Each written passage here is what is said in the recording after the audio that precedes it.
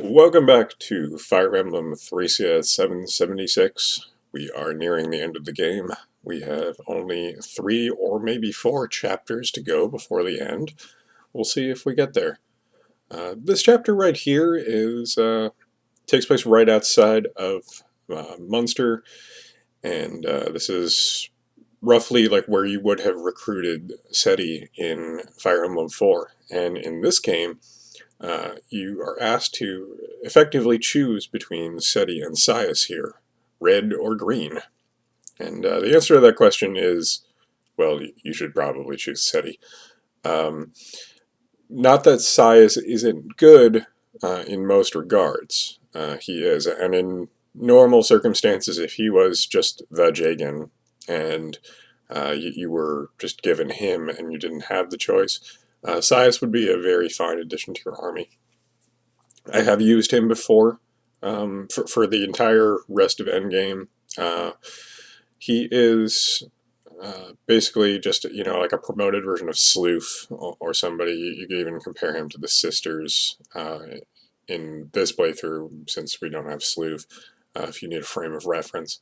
He uses light magic, he has A-rank staves, and most importantly, he comes with a lot of very good items.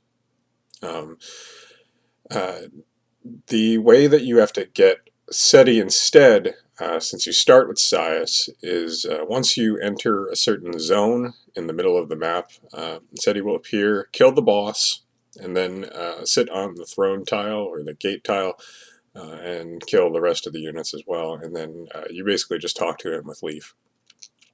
And you might be wondering, well, if he's blocking the gate tile, then how do I not recruit him? And the answer is you have to rescue him off of it. I don't know if he ever moves off of it of his own accord, or can even get killed. He's already borderline invincible with the bonuses that the Forseti Tome gives him, and being on the gate just makes it virtually impossible. But fun fact: if he dies, this is the only other chapter where somebody besides Leaf dying will result in a game over. So that's kind of fun. There's text and everything for it. It's not just the game doesn't know what to do, and so it makes you lose. That there's actually a case for it.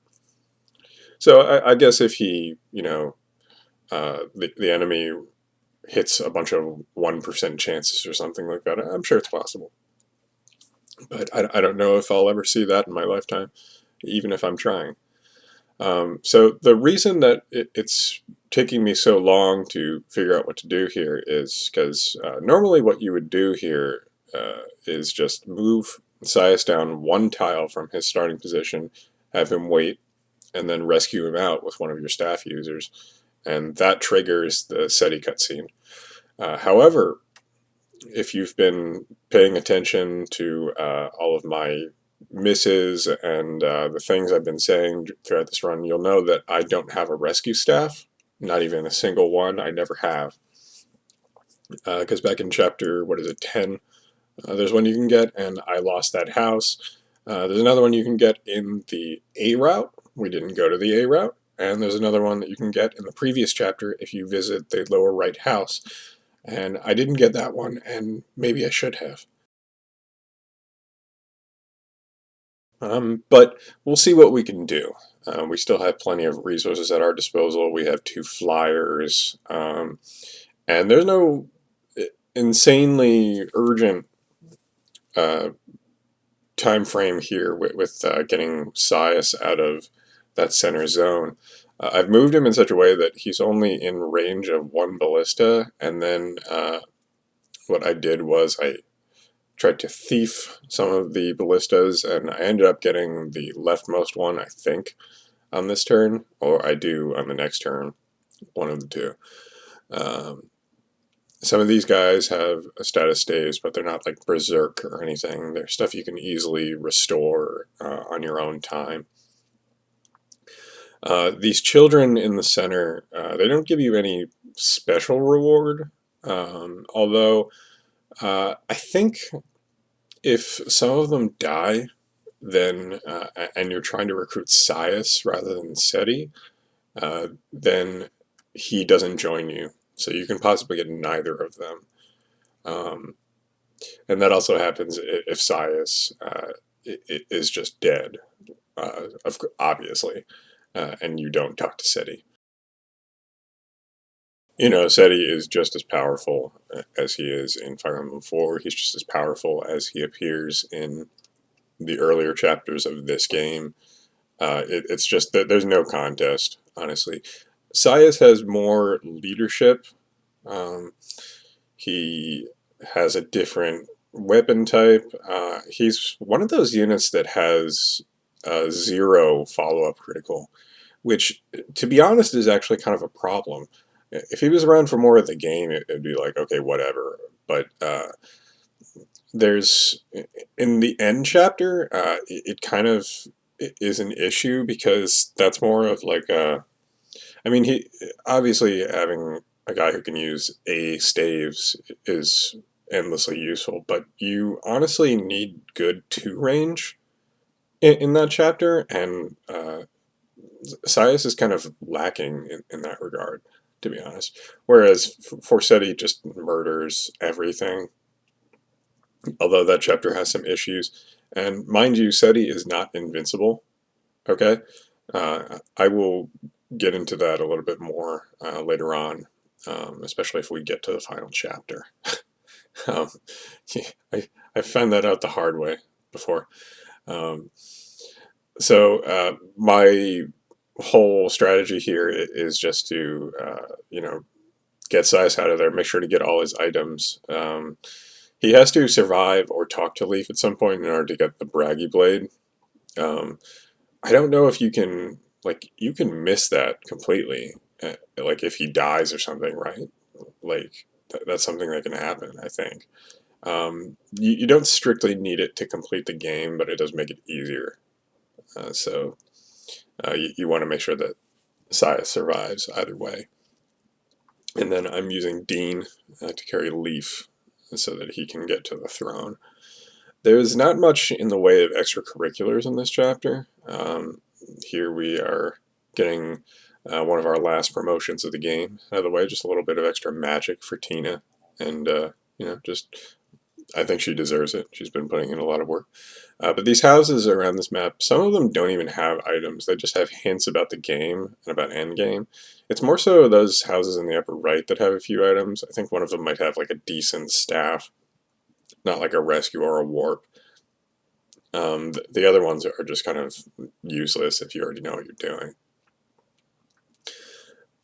There's like, this was actually kind of one of my favorite chapters overall, just because of hijinks like this that have happened during this run. This isn't one of my favorite chapters normally, but just some funny stuff happened that caused me to have to play it a little bit differently, and you're seeing one of them right now.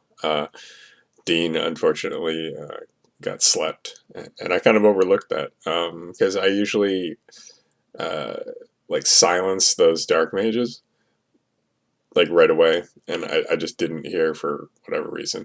The reinforcement ones don't have status saves. They just rewarp around and attack you. And that can be dangerous if you're just sitting around at the spawn area with everybody like I usually do, because most of your units aren't that useful. But I usually bring some combat units just in the case of something like this, and I think that was a good choice. But Leaf is honestly in some fair danger here. So what I did was warp Karen over, and then I believe I'm about to deal with this mage with the sleep staff, just so nothing else like this happens again. We'll see what happens to Dean. I've traded away all of his items except for his personal lance, because if I haven't mentioned it, those don't get captured away when a unit gets captured. So like Safi, for example, if you want to use her as bait, you can leave the repair staff on her. It won't get taken away. And that's good in this case, because I don't think I had more room for the Dragon Lance. The good thing to note here is that when mounted units get put to sleep, they become dismounted, so Dean can now get captured rather than just straight up attacked, unless there was some sort of in range. Hopefully these mages would have more constitution than him, right? Because otherwise they would attack him, and that wouldn't be very good. But there's also these, useless children clogging up the path here.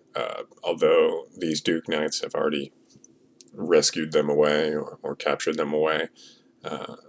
So the next one that comes in is going to have his way with Dean, unfortunately. And I usually never see this far into the map, honestly. I know basically what happens, like these forts up kind of close to the top here that you can see right now. They keep spawning like these Duke Knights and Lance Knights and everything. And the Dark Mages keep popping in. Somewhere on the map is Altena, and I don't think she ever moves. I don't think she ever sends like wyverns at you or anything. I'm not sure of that. But I know that in all the maps where she appears, which is like 2 or 3, she's invincible. So even if you want to have like a max stats Dean go and attack her, you can't do it. And why would you want to? Quite honestly, why would you want to kill Leaf's sister like that? We're going to find out the answer to the question, if a unit is captured and you end the map before the enemy unit exits the map, does that unit count as captured? Also, what is the answer to the question of where do captured units go after the chapter where you get them back? Who knows? They're probably just killed, considering the events of 24 Gaiden, now that I think about it. And that's pretty grim to think about. The name of this chapter is魔王の城, which literally means like the Demon King's castle. But Mao is like kind of this funny term that pops up in like every video game. If you've never seen or thought about this, there's actually a pretty good article about it on the Legends of Localization website of Mato, or Mato, if you will. His website, he's the guy who translated Mother 3. So look that up. Maybe I'll put that in the description. But it's just one of those things. It's more like a title, and like it could almost be translated in the context of so many video games that use the term as like the big bad, like literally almost. That's Bowser's name in like Mario Brothers. If you look at the scripts of like pretty much any Japanese game that you grew up with, chances are that this term appears somewhere referring to something. And it's often translated as just like Devil King, Demon King, and whatnot. But it's like kind of a weirdly nuanced term. Or perhaps you could say that it actually lacks nuance, depending on your perspective on things. So check out the article and let me know what you think about that and what it means in regard to this game in particular. Like, who is it referring to? Is it referring to Raedric, or is it referring to Veld? Or is it perhaps maybe a nod to some other concept or character in the Yggdrasil universe? It's kind of an interesting implication, I think, but I don't know exactly what judgment to make about it myself. So that's pretty much all I have to say about this chapter. We are getting ever closer to the end. We have not fallen here, and we'll see where we do, if we do at all. Thanks for watching. I will see you in chapter 24.